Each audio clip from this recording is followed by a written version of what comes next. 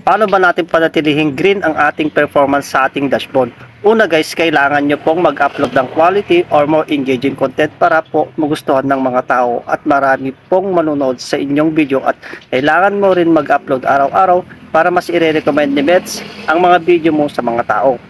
Kailangan mo rin pag-isipan ang mga ginagawa mong content para mas madami pong manonood sa mga video mo. Huwag po kayong upload ng mga video na kung ano-ano na yung ginagawa mong video para may ma-upload ka lang sa iyong page. Kailangan po natin magpakita sa video natin para makita ka ng mga tao. Para una pa lang sa inyong video ay makikita ka na nila. At syempre kung makita ka ng mga followers mo, syempre papanoorin nila ang video mo. Kailangan po natin galingan sa mga ginagawa nating video para mas lalong humanga mga tao sa iyo. Papa-tutorial man, funny video, mukbang, or kahit ano pong content na yan. Ayan mga idol, ito lang yung gusto kong sabihin. Follow me para sa susunod kong video. Maraming salamat!